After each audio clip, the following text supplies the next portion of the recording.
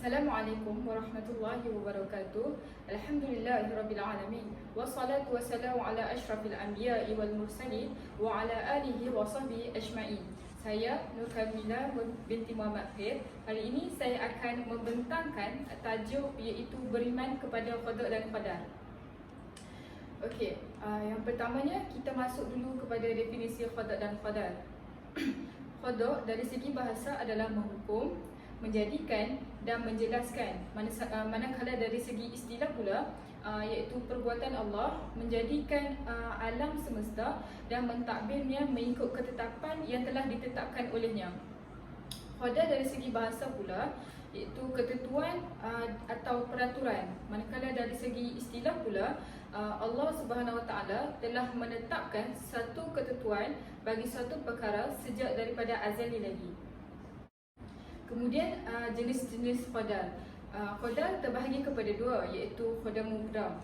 Yang pertamanya ialah qadar mubram, di mana qadar mubram ni adalah sesuatu yang telah ditentukan oleh Allah Subhanahu Wa Taala sejak dari azali dan tidak boleh diubah lagi. Firman Allah, A'udzubillahi minasyaitonirrajim, kullu nafsin dha'iqatul maut wa innama tuwaffawna ujurakum yaumal qiyamah. Sadaqallahul azim. Yang bermaksud tiap-tiap yang bernyawa pasti akan merasai mati dan sesungguhnya pada hari kiamat sajalah yang akan disempurnakan pahalamu. Kemudian qadar mu'allaq pula. Qadar mu'allaq ini ialah satu yang berkait rapat dengan usaha serta ikhtiar manusia.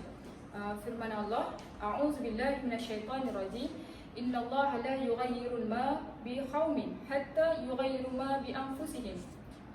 Sadaqallahul azim. Bermaksud sesungguhnya Allah tidak mengubah keadaan suatu kaum itu sehingga mereka mengubah keadaan yang ada pada mereka itu sendiri. Okey, kemudian kita masuk kepada konsep tawakal. Itu tawakal ini adalah sesuatu di mana kita berserah diri sepenuhnya kepada Allah Subhanahu Wa Taala dalam menghadapi atau menunggu hasil daripada suatu pekerjaan.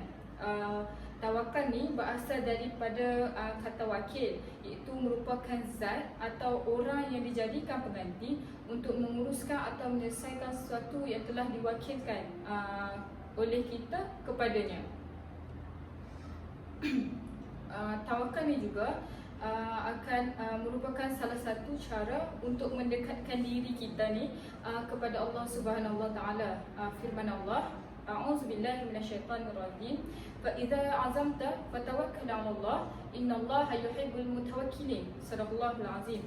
Yang bermaksud kemudian apabila kamu telah membulatkan tekad untuk melakukan sesuatu maka bertawakallah kepada Allah. Sesungguhnya Allah Subhanahu Wa Taala amat menyukai orang-orang yang bertawakal kepadanya. Okey. Kesalahan dalam konsep tawakal pula. Beranggapan di mana sesetengah orang, segelintir orang, dia beranggapan bahawa tidak perlunya usaha dalam berpegang kepada konsep tawakal, di mana mereka ini akan meletakkan 100% kepada Allah Subhanahu Wa Taala tanpa adanya usaha dalam sesuatu perkara yang mereka inginkan. Diriwayatkan oleh Imam Al-Tirmizi, iaitu seorang lelaki telah bertanya kepada Rasulullah, wahai Rasulullah, apakah harus aku membiarkan untaku ini dan bertawakal kepada Allah? Rasulullah bersabda, ikatlah unta itu dan bertawakal kepada Allah. Okey, di sini kita dapat lihat di mana baginda Rasulullah sallallahu alaihi wasallam telah mengajar kita untuk bertawakal terlebih dahulu dalam berusaha terlebih dahulu sebelum kita bertawakal kepada Allah. Okey, kemudian kelebihan bersifat tawakal. Kelebihannya ada banyak tapi saya boleh huraikan 3, di mana ia akan dapat menjamin kemudahan di dunia dan di akhirat. Apabila kita sebagai umat ataupun hamba mengamalkan konsep tawakal, kita akan dimudahkan urusan oleh Allah, sama ada di dunia ataupun di akhirat. Yang keduanya adalah mudah dalam menghadapi setiap ujian. Kita sedia maklum bahawa setiap hamba akan menghadapi atau mengharungi ujian yang telah Allah tetapkan. Apabila kita mengamalkan konsep tawakal ini, kita akan merasakan mudah untuk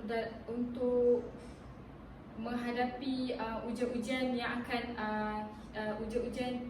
datang. Yang ketiganya adalah dimurahkan rezeki oleh Allah Subhanahu Wa Taala.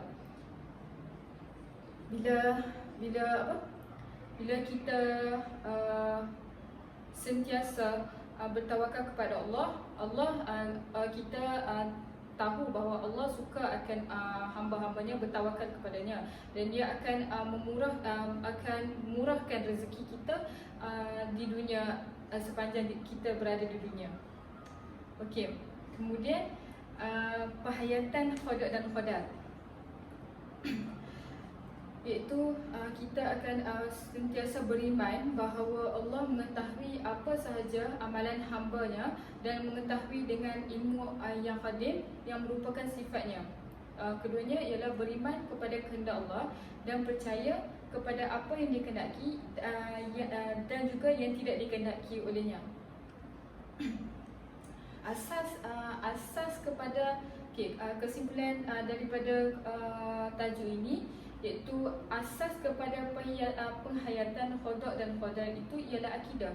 Kita sedia maklum bahawa akidah ni dia merangkumi satu benda yang kita mentauhidkan Allah, iaitu yang terdapat dalam buku iman ataupun rukun Islam, di mana qada dan qadar ini telah tertulis atau termaktub dalam rukun iman yang ke-6.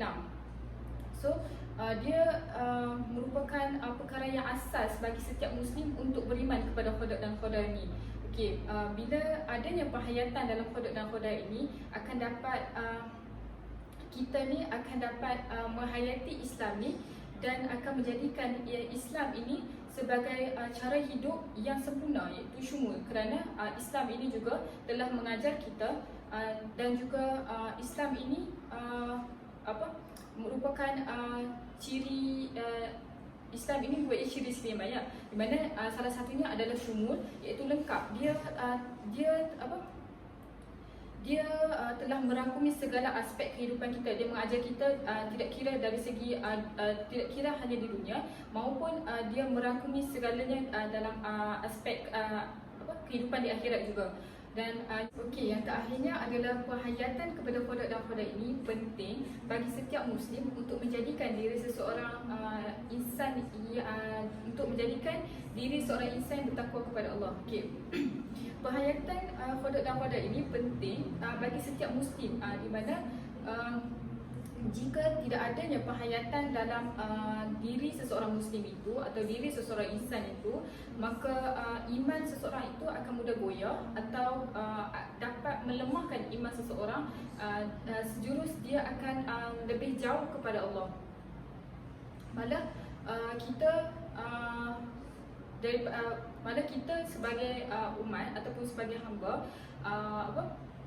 perlu bagi kita untuk mendekatkan diri, bukan menjauhkan diri lagi daripada Allah Subhanahu Wa Taala.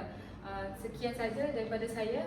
Yang baik itu datangnya daripada Allah Subhanahu Wa Taala, dan yang kurang ataupun yang buruk itu datangnya daripada diri saya sendiri. Assalamualaikum warahmatullahi wabarakatuh.